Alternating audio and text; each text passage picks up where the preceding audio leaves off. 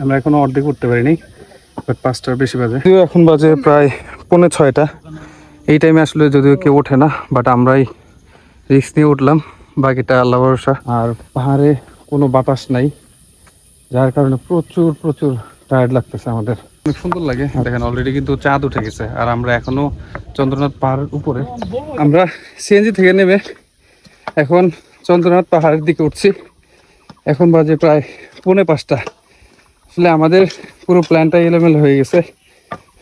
যে টাইমটাতে সবাই চন্দ্রনাথ পাহাড় থেকে নিচে নামে, আর আমরা ওই টাইমটাতে উপরে উঠতেছি। আসলে যদিও জানি না এটা কমপ্লিট করতে পারবো কিনা, বাট তারপরও একটা রিস্ক নিলাম যে দেখি যাওয়া যায় কিনা। গুলিয়াখালী বিচ ভ্রমণ শেষ করে আমরা সিএনজি নিয়ে সরাসরি চলে যাই চন্দ্রনাথ পাহাড় ট্রেকিং এর উদ্দেশ্যে। চন্দ্রনাথ পাহাড় ওঠার আগ মুহূর্তে এখানে বেশ কিছু দোকান পেয়ে যাবেন, আর এইসব দোকান থেকেই যারা আপনারা সকালবেলা আসবেন তারা চাইলে নাস্তা করে নিতে পারেন। আর এখানে বিভিন্ন ডিজাইনের বাস পেয়ে যাবেন। এই বাস নিয়েই কিন্তু আপনারা ট্রেকিং এর উদ্দেশ্যে রওনা হতে পারেন। আর এই বাসগুলো ট্রেকিং এর সময় বেশ ভালো কাজে দেয়। এই বাস বাবদ আপনাকে দিতে হবে 30 থেকে 40 টাকা, এবং যখন এই বাসটি আপনার ফেরত দিয়ে দিবেন তখন তারা 50% টাকা আপনাকে রিটার্ন করে দেবে। চাইলে আপনি পুরো টাকা দিয়ে নিয়েও যেতে পারবেন। প্রচণ্ড গরম আর হাতে সময় কম থাকার কারণে এই ট্রেকিং পর্বটি শেষ করতে আমাদের বেশ বেগ পেতে হয়েছে। এই ট্রেকিং পর্ব শেষ করতে আমাদের অনেক রাত হয়ে গিয়েছিল। আজকে ভিডিওতে আপনাদের দেখানোর চেষ্টা করব আমরা কিভাবে এই ট্রেকিং পর্বটি শেষ করেছি। ভাই উপরে কি উঠা যাবে পুরোটা? সমস্যা নেই তো?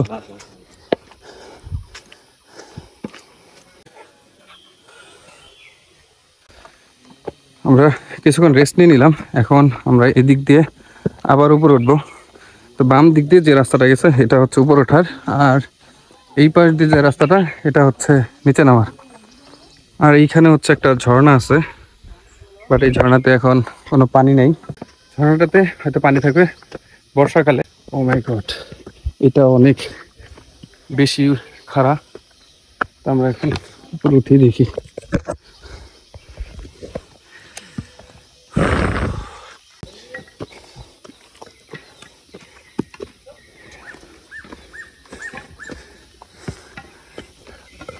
এই জন্য নামতেছে, আমরা উঠতেছি।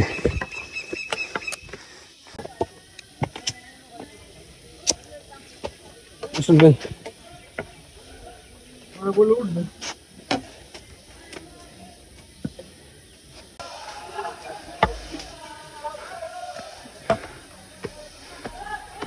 এটুকু রাস্তা পুরোটা সিঁড়ি, বাট এইটুকু জায়গায় অনেক সুন্দর একদম। এখানে হচ্ছে পুরো খাড়া সিঁড়ি।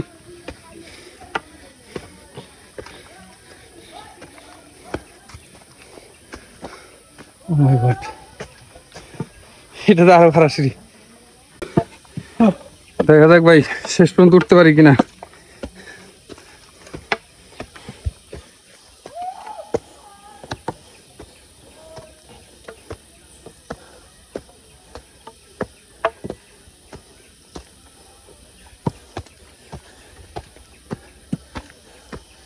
তবে বেশ কিছু জায়গায় মাঝে মাঝে রেস্টের জন্য জায়গা আছে, আপনারা চাইলে কিন্তু রেস্ট নিয়ে উঠতে পারবেন।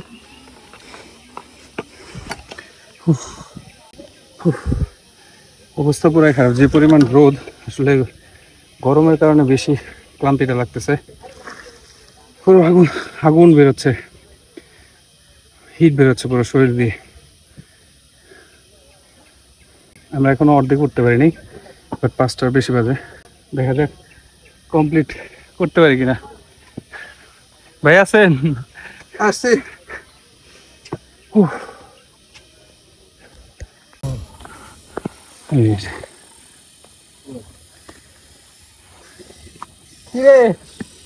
এখন মোটামুটি মাঝামাঝি পথে চলে আসছি। বেশ গরম, এই কারণে আসলে ওইভাবে আগাতে পারছি না। তো এখানে একটু রেস্ট নিলাম। এই জায়গাটা বেশ সুন্দর, একদম মোটামুটি পাহাড়ের চূড়ায় বলা চলে।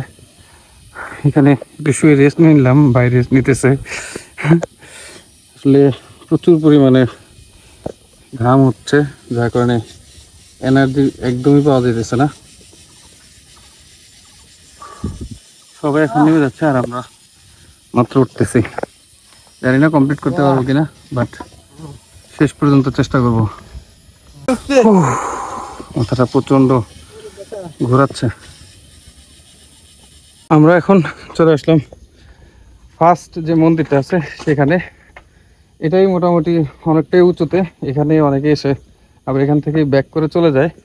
বাট এটা হচ্ছে ফার্স্ট মন্দির, আর যেটা মেইন মন্দির সেটা আরও উপরে। তো আমরা ওইটাতেই যাব, আর অল্প কিছুক্ষণ সময় লাগবে। বেশ উঁচুতেই চলে আসছে আমরা। এইটা হচ্ছে এখান থেকে ভিউ। ও মাই গড, যদিও এখন বাজে প্রায় 5:45। এই টাইমে আসলে যদিও কেউ ওঠে না, বাট আমরাই রিস্ক নিয়ে উঠলাম, বাকিটা আল্লাহ ভরসা। এই হচ্ছে ওই দেখা যায় লোকালয়, আর আমরা এখন নির্জন পথে পাহাড়ি রাস্তায়। এখন বেশিক্ষণ লেট করা যাবে না, আসলে এখন পাহাড়ে কেউ নাই, শুধু আমরাই হাতে কোনা কয়েকজন আছি। তো এইখানে বেশি লেট করা যাবে না। তো আমরা এখন যে ফার্স্ট যে সর্বোচ্চ চূড়ায় যে টেম্পলটা আছে ওইটাতে যাবো। আসলে কথা বলতে কষ্ট হচ্ছে, তো আমরা এখন তাড়াতাড়ি টাইমের ভিতরে ওঠার চেষ্টা করি, একদম দেখা হবে সামনে গিয়ে।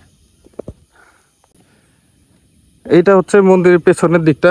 এই জায়গাটা থেকে অনেক সুন্দর লাগে ভিউটা, আর এটা থেকেও কিন্তু যে মেইন যে মন্দিরটা ওইটাও স্পষ্ট দেখা যেতেছে। তা আমরা এখন এই পথ দিয়ে চলে যাবো ওইখানে। আর ফার্স্ট মন্দির থেকে একদম মেইন যে মন্দিরটা ওইখানে যদি আপনি রেস্টলেস যান তারপরেও 15 মিনিট সময় লাগবে, হয়তো আমাদের রেস্ট নিয়ে 20 থেকে 25 মিনিট সময় লাগবে। তো আমরা চেষ্টা করব এখন যাওয়ার জন্য। তো চলুন যাওয়া যাক।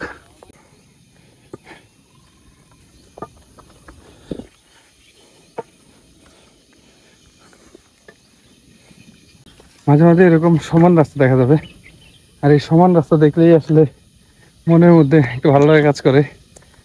কারণ রাস্তা উঠতে অনেক কষ্ট, উঁচু জায়গায় উঠতে পা দিয়ে আসলে পুরো আগুন বের হচ্ছিল, তাই জুতা হাতে নিয়ে নিছি।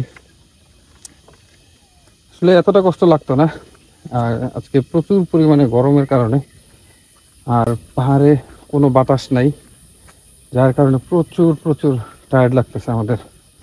আদারওয়াইজ আবার যদি সময় থাকতো হাতে তাহলে এতটা প্যারা লাগতো না, আমরা রেস্ট নিয়ে নিয়ে ইজিলি উঠতে পারতাম।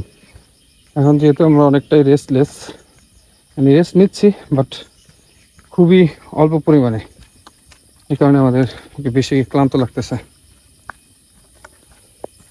আর কতক্ষণ কাকা? এই তো 20 মিনিট। আরো 20 মিনিট? ও মাই গড। হ্যাঁ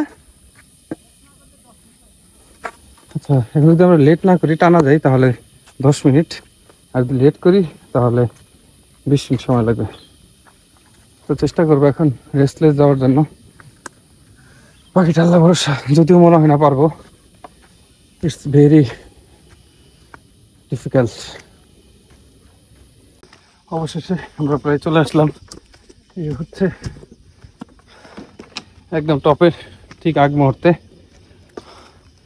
আর এখানে হচ্ছে এরকম একটা গেট করবে, জানি না আরো কিছুক্ষণ যাইতে হবে কিনা, বাট আমার কাছে মনে হচ্ছে দেখি এটাই কি গন্তব্যের শেষ নাকি।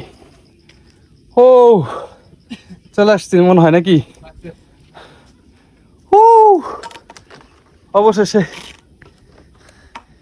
ও মাই গড। অবশেষে মাউন্টেন অফ দ্য মুন, চাঁদের পাহাড় চন্দ্র।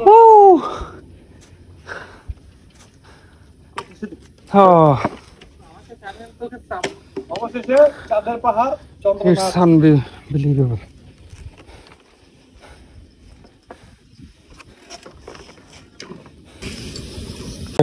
এখন বাজে 6:30, আর আমরা এখন ঠিক চন্দ্রনাথ পাহাড়ের উপরে। অবশেষে আমরা চন্দ্রনাথ পাহাড় জয় করে ফেললাম নাকি ভাই? হ্যাঁ ভাইয়া, হ্যালো। আমাদের ঠিক পেছনে হচ্ছে এই যে শ্রী শ্রী চন্দ্রনাথ মন্দির। এটা চন্দ্রনাথ পাহাড়ের উপরে বেসিক্যালি চন্দ্রনাথ মন্দিরটাই, এটাই আসলে দেখার মধ্যে হচ্ছে এটা। আর এটা আসলে মুখ্য বিষয় না আমাদের কাছে, আমাদের কাছে মুখ্য বিষয় হচ্ছে এই সুন্দর প্রাকৃতিক পরিবেশ, যেটা দেখলে আমাদের মনটা জুড়িয়ে যাচ্ছে। অনেকেই আমাদের আসতে না করছিল, বাট আমরা তারপরেও চলে আসছি। অবশেষে আমরা সেই সৌন্দর্য উপভোগ করতে পারছি।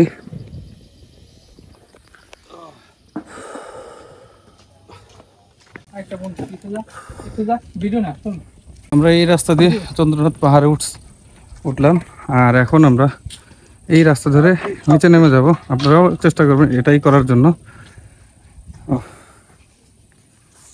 এই পথটা দিয়ে নামাটা কিছুটা সহজ। এটা হচ্ছে সেই আদি চন্দ্রনাথ মন্দির। লাইট জ্বলতেছে অলরেডি, তার মানে অন্ধকার প্রায় হয়ে আসতেছে। এই যে ও মাই গড। তো এখন আমরা নেমে যাচ্ছি। আমাদের উঠতে কিন্তু প্রায় 1 ঘন্টা 20 মিনিটের মতো সময় লাগছে, বাট সকালে যদি হতো তাহলে হয়তো আমরা 1 ঘন্টার ভিতরে কভার করতে পারতাম। এখন আমরা অপোজিট দিয়ে একটা রাস্তা আছে, এটা হচ্ছে সম্পূর্ণ সিঁড়ি। এটা কিন্তু নামা অনেকটাই ইজি ওঠার চাইতে। তো আমরা এখন এই রাস্তা দিয়ে নেমে যাব। আশা করি আধা ঘন্টা 40 মিনিটের ভিতরে নামতে পারবো। এই দিক থেকেও কিন্তু দৃশ্যটা অনেক সুন্দর লাগে। দেখেন অলরেডি কিন্তু চাঁদ উঠে গেছে, আর আমরা এখনো চন্দ্রনাথ পাহাড়ের উপরে। এটা আসলে টু মাচ লেট, বাট কিছু করার নাই। আমরা এখন আস্তে ধীরে নেমে যাব। আশা করি অল্প সময়ের ভিতরে নেমে যাব। আমরা 1 ঘন্টা 20 মিনিট উঠলাম, আর 10 মিনিটও কিন্তু উপরে থাকলাম না, জাস্ট ভিউটা দেখলাম আর এখন নেমে গেলাম।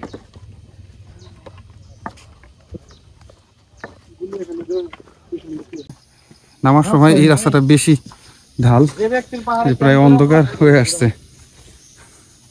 মশার কামড়ে ডেঙ্গু না হলে হয়েছে ভাই। ভাই কয়টা জেলা ঘুরতে জানেন? 38টা। আপনি দেখলে বুঝবেন, আপনি ঘোরাঘুরি করবেন। আমাদের একটা গ্রুপ আছে বুঝছেন, পাহাড়ে গিয়ে ঝর্ণা ধারে ক্যাম্প করে। এই যে এখন পুরো অন্ধকার হয়ে গেছে প্রায়। এখন বাজে প্রায় 7টা, আর পুরো অন্ধকার হয়ে গেছে। তো আমরা আস্তে আস্তে নেমে যাই, আরো আধা ঘন্টা হয়তো লাগবে।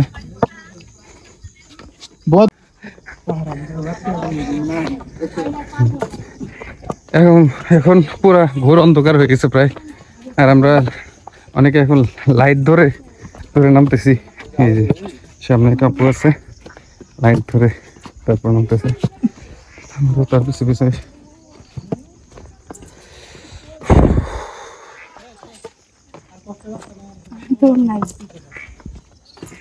ও ভাই, সেই তো পড়ছি তাহলে।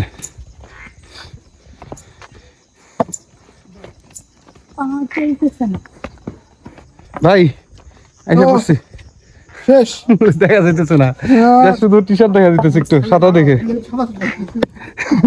হারাই গেলে খুঁজে পাওয়া যাবে।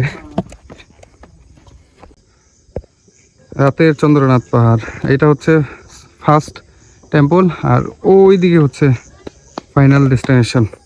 পুরো অন্ধকার হয়ে গেছে। ট্রেকিং শেষ করতে করতে আমাদের অনেক রাত হয়ে গিয়েছিল, প্রায় 8টার মতো বেজে গিয়েছিল। সো সব কিছু মিলিয়ে এই ছিল আমাদের আজকের এই পাহাড় ট্রেকিং ভিডিওটি। আশা করি আপনাদের ভালো লেগেছে। যদি ভালো লেগে থাকে তাহলে চ্যানেলটিকে অবশ্যই সাবস্ক্রাইব করে পাশে থাকবেন। ধন্যবাদ। দেখা হবে নতুন কোনো ভিডিওতে, নতুন কোনো জায়গায়। আসসালামু আলাইকুম।